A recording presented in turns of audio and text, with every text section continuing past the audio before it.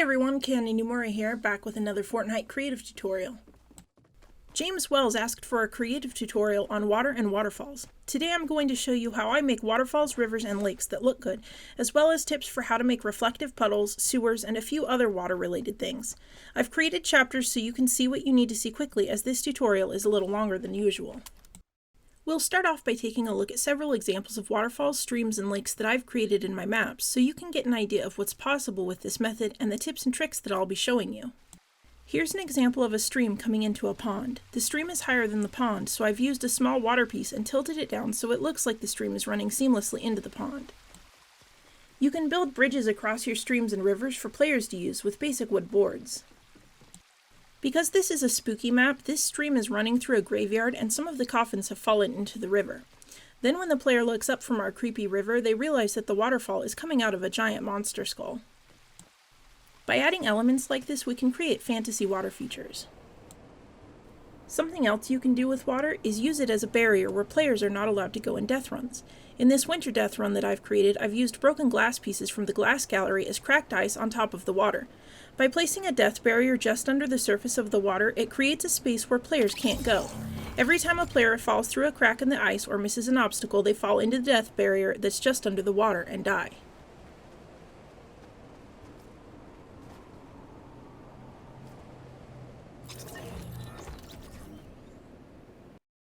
Here we have a small area with several waterfalls flowing into the valley. The area also features a pond and a stream which players can play in. This isn't a swimmable pond, but I'll show you how to get those into your map later.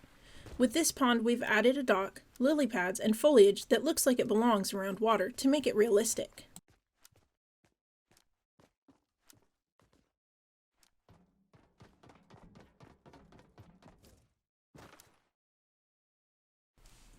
With the method I'll be showing you today, you'll be able to make waterfalls just like these.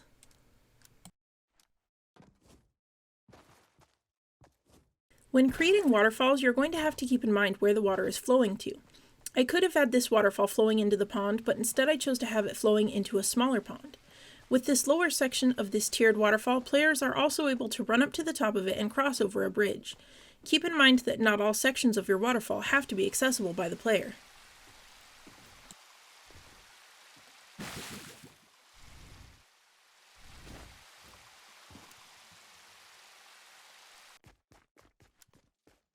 This waterfall in the same map flows into a stream that the players can hide or fight in.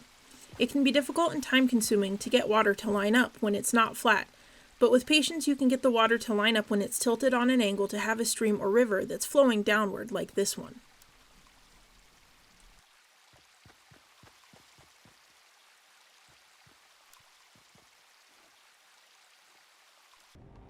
To get swimmable water, you're going to have to use a starter island that has swimmable ponds or the ocean. There are several for you to choose from.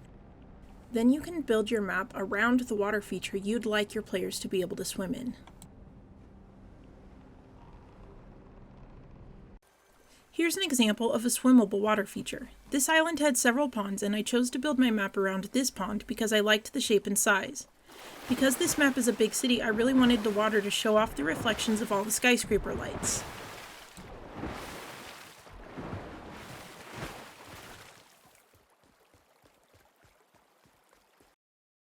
I also wanted puddles on the city streets to reflect the lights. We don't actually use water to create these puddles.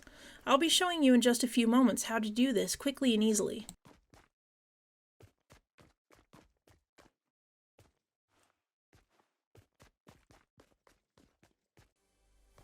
Something else we can do with water is create sewers. Just keep in mind where water is flowing and what's holding it in. In this case, I've created a long tunnel to hold the water in. We can see there's water there even though we can't see the color of it. Instead, I've used green lights to give this an eerie sewer feeling. You can also use this piece from the Slurp Swamp Gallery to show where water is coming into the sewer.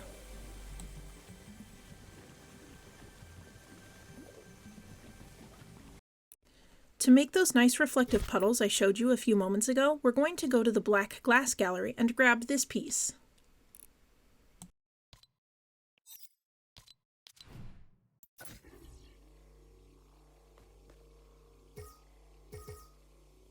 Next, we're going to resize the height of this object as low as it can go without flipping it over. This flattens the piece and makes it perfect for our reflective puddle.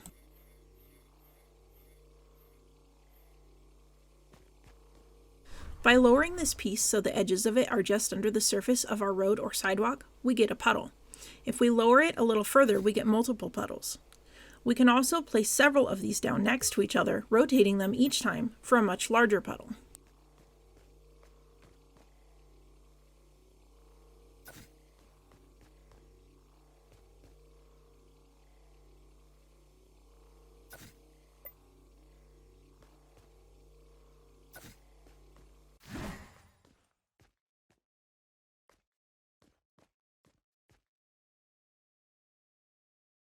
To get ambient lighting in our sewer, we're going to go to the devices and grab the light device.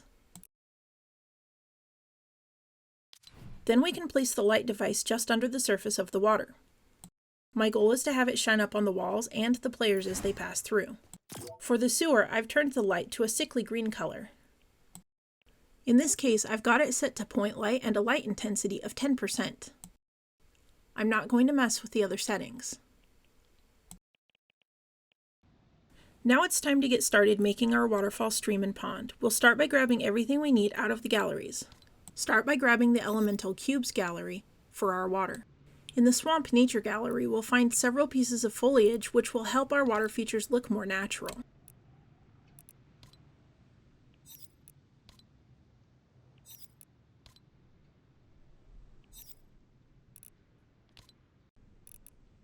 We're also going to need these two rocks from the Variant Rock Gallery. You could grab the ones without moss, but I prefer the mossy ones. To get moving water in our waterfall, we need any fire hydrant. For now, I'm grabbing this one out of Tilted. This is everything we need to create our water features, but there's other pieces you may want to use, such as this piece and the Viking Outpost, which makes for a good dock.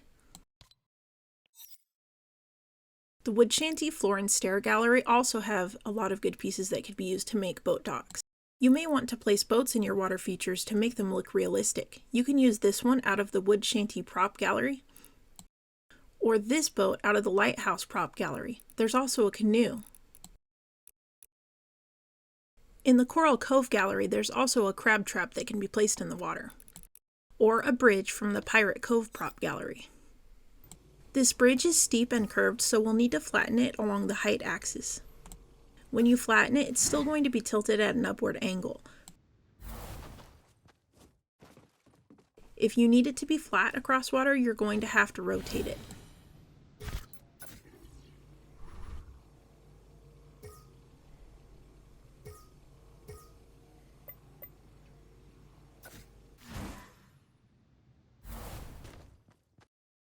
When making your water feature, there's a lot of choices from the Elemental Cube Gallery. We have water that's very clear, water that's very dark and dirty, and water of different colors. Because I'm working on the grid island and I don't want to deal with players seeing what's under the water, I'm going to choose water that's not see-through.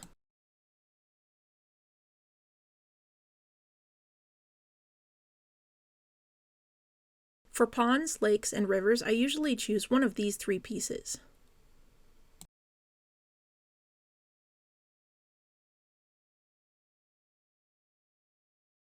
Get your fire hydrant ready for making a waterfall by pickaxing it. Now when you copy and paste it, the water will still be spouting out of it. When we begin making our waterfall, you'll need to rotate this broken fire hydrant at about a 45-degree angle. To get us started, I've already made an area of terrain to make our water features. To see how to do this, watch my video, Make Your Own Terrain Fast and Easy. I'll link it in the comments and at the end of the video. There's a sunken area in the center where we're going to make our pond, and a little river flowing out of it into a cave at the right side.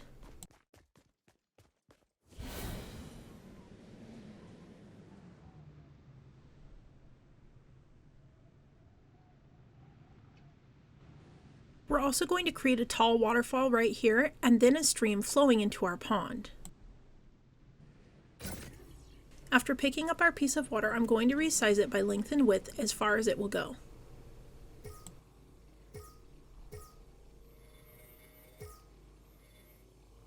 Now I have a nice big piece to work with.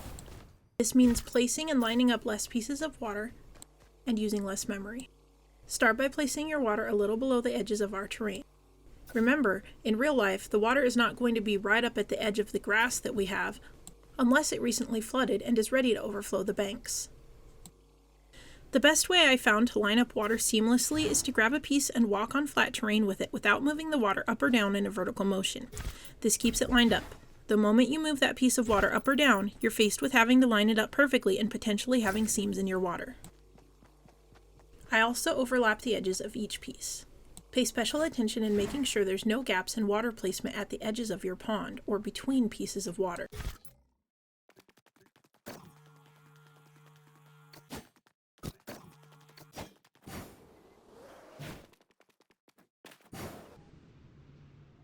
When creating a pond, river, or waterfall, think about how these things look in nature. Usually there will be curving lines in the contour of the terrain instead of straight rigid lines.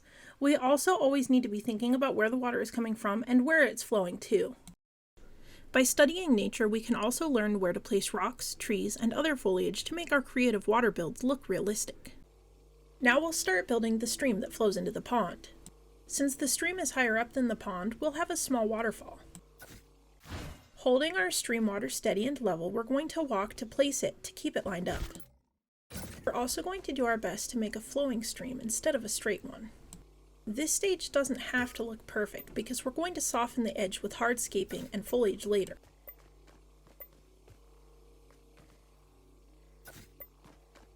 If you accidentally lift the water up a little bit above the other water that you've placed, do your best to get it lined up.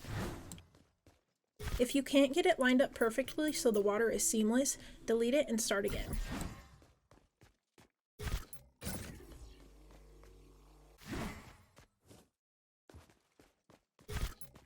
Unfortunately, the terrain pieces I'm walking on aren't completely flat, so this becomes a little more difficult to get things lined up. If you can, when placing water like this, it's always best to have a flat surface to walk on. Because this is the spot where our waterfall will be flowing into the stream, we're going to make a slightly larger area of water.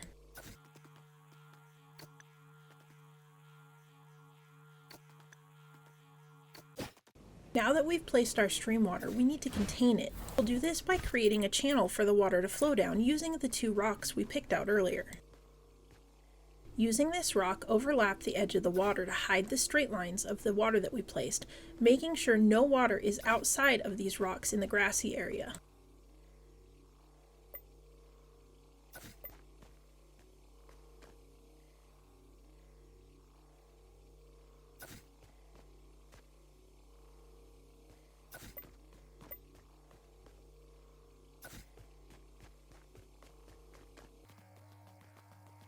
Creating a channel with rocks like this helps trick the eye of the player.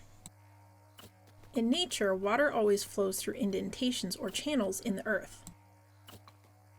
Since we've placed our water directly on top of a flat piece of terrain, we want to trick the eye into thinking that there is an indentation in the earth it's flowing through.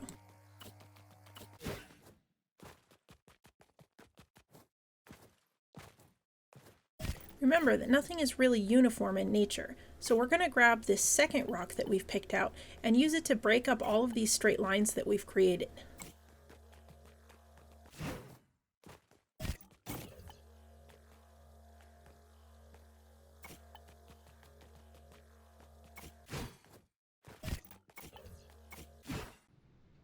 Now that we've finished softening the edges of the water with hardscaping, we're going to soften the hardscaping with the foliage that we picked out. The goal is to make everything look as natural as possible. By doing this, we can create an immersive environment for our players to play in.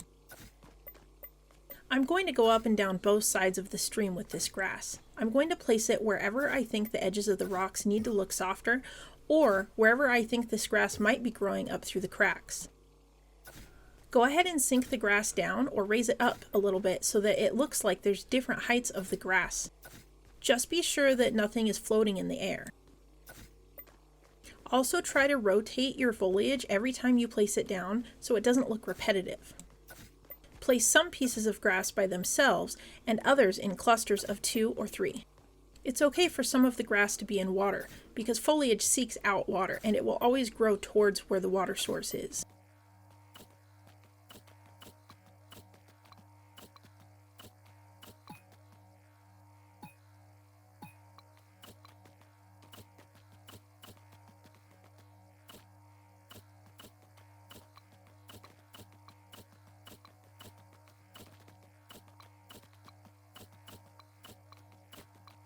So far, with only 2 types of rocks and 1 type of foliage, this stream is already looking a lot better than it did. Now we'll take cattails and add a few of them into the water, just like we see in nature.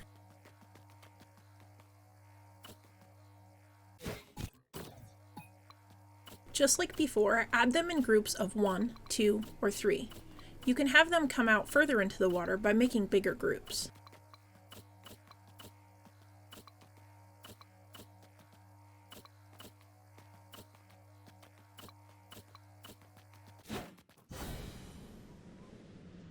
Finally, we'll take our last piece of grass and shrink it down. We'll add this into our other foliage in a few places just to break it up. This works out well because this piece of grass is a different color and texture than what we already have.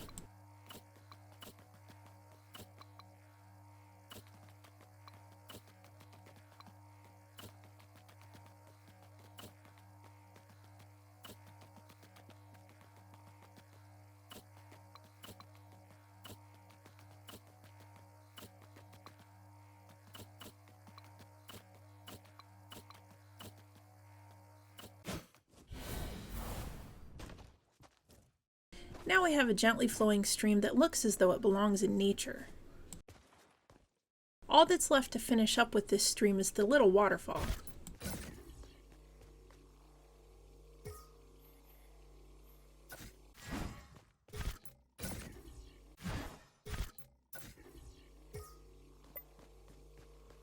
I don't want this waterfall to be so wide, and so I'm going to take some rocks and start softening the edges of it. This is also going to help it look like water is flowing over the rocks, which is what happens in these small waterfalls and river rapids.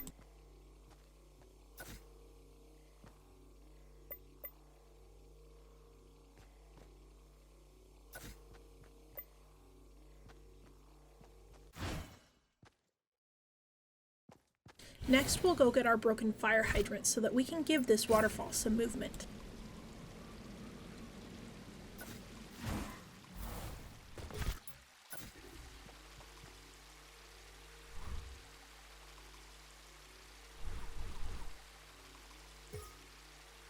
For now, I'm going to leave a copy of this here, and I'm going to rotate this completely upside down and then push it under the stream so that our stream can also have the sound of running water. I'm leaving it upside down so there's no chance of players running up and down this stream accidentally hitting the fire hydrant and flying up into the air. I'm placing several of these right at the spot where the waterfall is going to be falling into the stream, as that's usually very loud in nature.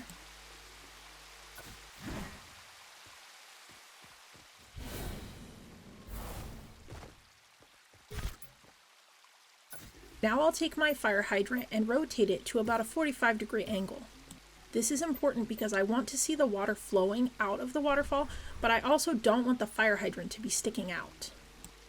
The goal is to place the edge of the fire hydrant water right where the stream is flowing over into the waterfall. This gives the waterfall a little movement. Keep in mind that wherever you do this, the players will launch into the air if they accidentally walk over that area where the fire hydrant water is. One way to combat this would be to only use the fire hydrants up high where the players aren't going to have access to, or to cover this area with a little barrier so that they can't actually touch the flow of the fire hydrant water.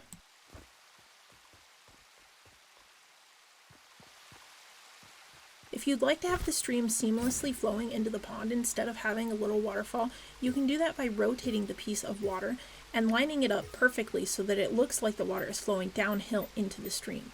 This can actually be really difficult to do since most of the water pieces aren't lined up in a way that allows them to rotate perfectly at a downward angle. You can see I'm struggling with it here just to get it to come down at a straight angle instead of tilting off to one side.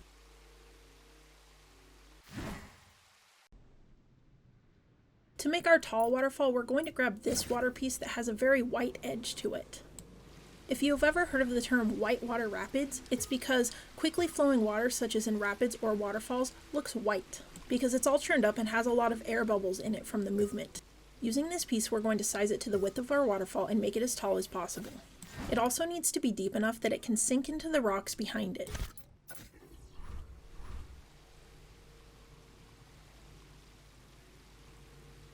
This is the space that we'll be placing our waterfall. Come to the top of where your waterfall will be and position the piece so it's just above the terrain. Without moving your cursor side to side or in any direction, you're going to push yourself straight down, overlapping these pieces as you place them until you get into the stream below. This allows us to have perfectly lined up pieces for our waterfall. If players are going to be allowed to go to the top of your waterfall, then you're going to need to place water up here too so that it doesn't look like this is just coming out of nowhere. You could even place another waterfall flowing down the cliff into this one. In this instance, players aren't going to be allowed to come up here, so I'm not worried about finishing this area as they won't be able to see any of this from down below.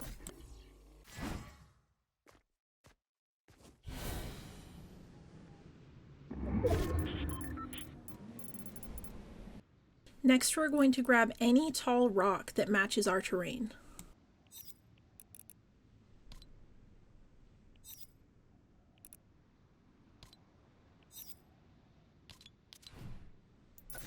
Just as we did before with the stream, we're going to cover up the raw edges of this water. For now, I'm going to use this one rock to finish up the edges, continually rotating it with each piece so it doesn't look too uniform. When I'm done with this, I'll use one of the other rocks that I grabbed to break it up and make it look more natural.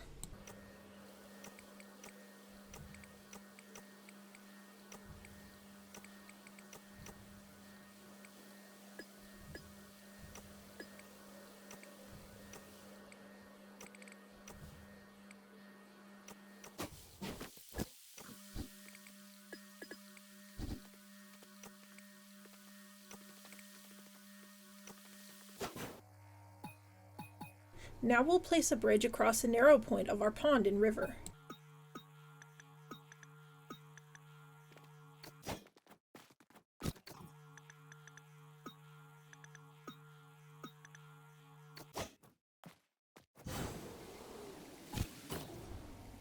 If you're going to use this particular bridge, we're going to have to cover up these pieces that are floating in the air. One of my favorite ways to do that is to grab these tall rocks and put them there so it looks like the bridge is actually anchored to the rocks. You can leave the rocks tall if you want, or you can make them smaller or even sink them down into the ground.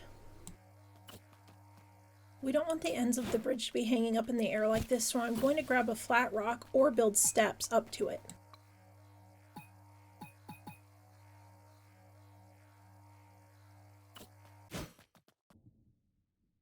Now that our waterfall, stream, and river are built, I used 2 types of trees and 1 type of bush to decorate the landscape. You can see here that there's still 2 ropes hanging off of this bridge that I need to anchor to a rock. As before, use the bushes to soften the edges of the landscape. In nature, you'll often see foliage and bushes hanging out over the edges of the water. Sometimes fish like to hang out there. You can get variety in your trees by making some of them bigger and smaller, rotating them, grouping them together, and placing the occasional lone tree. Our waterfall, stream, and pond look really good, but we're not done quite yet.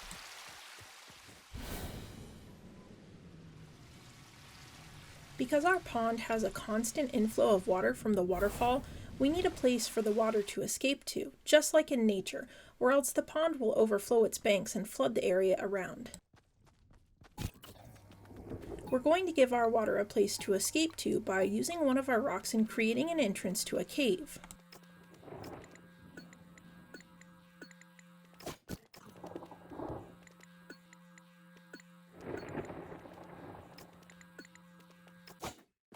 To trick the eye into thinking the water is disappearing into a cave, the back of the cave needs to be dark. We can do this by using one of these dark rocks,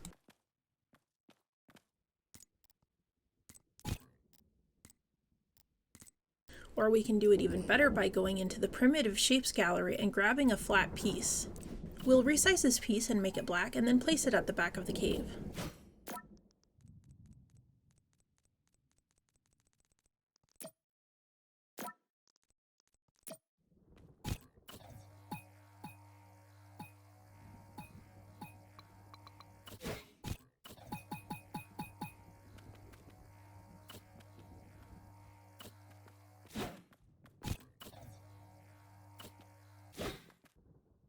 Now to finish this cave, we'll use this bush to soften the edges and make the cave entrance look overgrown.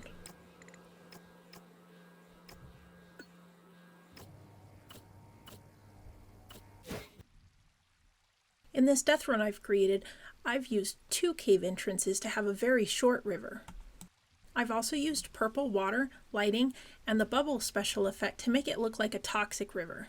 This river also looks like it's flowing very fast from one cave into another. This effect is really easy to achieve, and we can do this on the stream that's flowing out of our waterfall.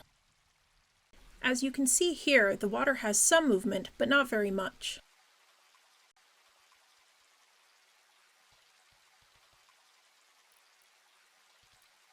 Go into the spooky particle gallery and get this piece.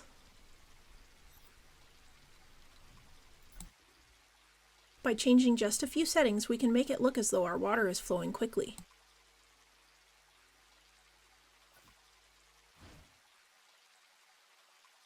First, turn the particle color to cerulean.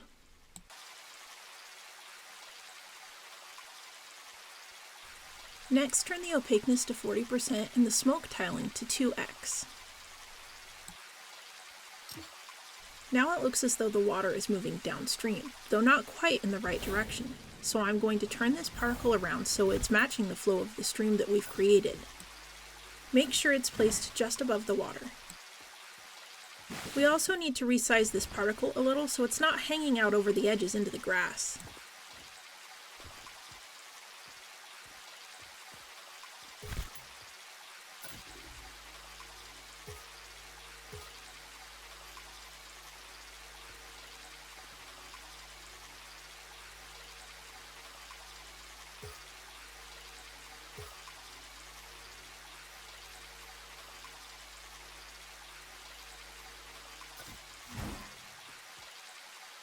We can also copy and paste it further up the stream to give the whole stream movement.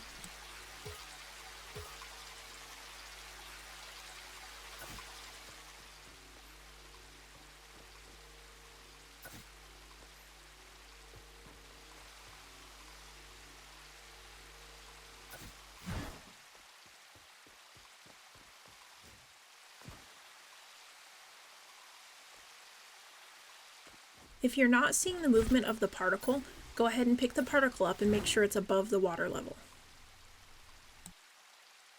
When the game is started, that particle orb won't be visible.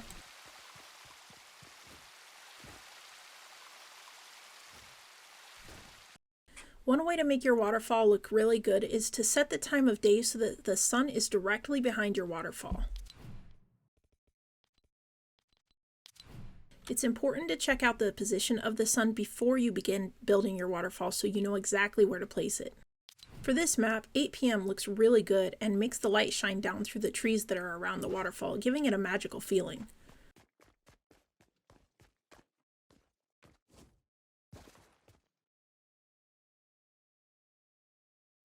We can also play with a few of the other settings to get just the feeling we want. In this case, I'm going to set the light brightness down to 90% to give it a moody feeling. I'm also going to set the fog thickness up to 30%. This gives everything an ethereal glow. If we set it up to 50%, it makes it look like a foggy morning. The light also plays off of the fog and makes things look brighter. Play with the settings until it looks just as you want it to.